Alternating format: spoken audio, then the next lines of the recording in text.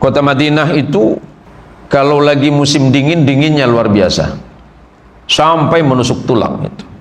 Di udara yang dingin di kota Madinah masa Rasulullah Sallallahu Alaihi Wasallam, tiba-tiba Rasulullah subuh itu kedatangan tamu istimewa, dan tamu istimewa itu membuat Rasulullah kaget, membuat Rasulullah terkejut. Ternyata yang datang itu adalah malaikat maut. Assalamualaikum ya Rasulullah. Waalaikumsalam warahmatullah. Rasulullah kaget dan bertanya, ada apa gerangan pagi-pagi seperti ini? Di udara yang dingin itu ternyata Rasulullah keringetan karena kedatangan malaikat maut.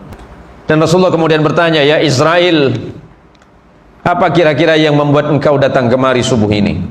Begini ya Rasulullah, saya cuma mau beritahu, mau bagi tahu orang yang sedang azan di masjidmu itu, besok asar Allah perintahkan saya untuk cabut dia punya nyawa. Hati-hati. Serius saya. Kenapa?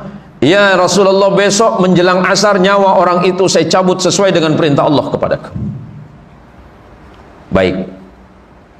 Tapi kemudian Rasulullah berpikir, ada apa gerangan malaikat ini memberitahu atau bagi tahu untuk saya bahwa muadzin saya yang ada di masjid itu akan dicabut nyawanya menjelang asar. Setelah itu Rasulullah berangkat ke masjid.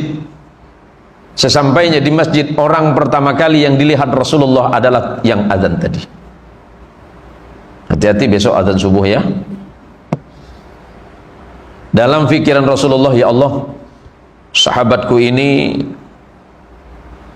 adalah azan subuh yang terakhir. Karena sebagaimana yang disampaikan oleh Israel, nanti asar atau sebelum asar nyawanya akan dicabut. Selepas itu menjelang zuhur, semakin dagdikduk hati Rasulullah, semakin khawatir Rasulullah. Dan Rasulullah memang masih mendengar azannya sahabat ini. Allahu Akbar, Allahu Akbar. Rasulullah berkata dalam hati, sahabat, ini adalah azanmu yang terakhir, karena nanti asar Allah akan mencabut nyawamu. Selesai itu, menjelang asar semakin khawatir Rasulullah Sallallahu Alaihi Wasallam sebagaimana yang dijanjikan oleh Israel. Tapi ternyata di saat asar, sahabat ini malah azan lagi. Rasulullah tersenyum dalam hatinya. Waduh, gimana Israel ini? Kan tidak mungkin ada malaikat bohong. Tapi kenapa berita yang dia sampaikan berbeda dengan kenyataannya? Tapi Rasulullah tidak menggubris itu. Sampai kemudian ternyata asar, orang itu azan lagi, sahabat itu azan lagi, lega hati Rasulullah. Selepas sholat asar kemudian Rasulullah memanggil Israel, ya Israel, datanglah kemari. Datang Israel, ya Rasulullah, labbaik wa sa'daik. Ada apa ya Rasulullah? Atas dulimu saya datang.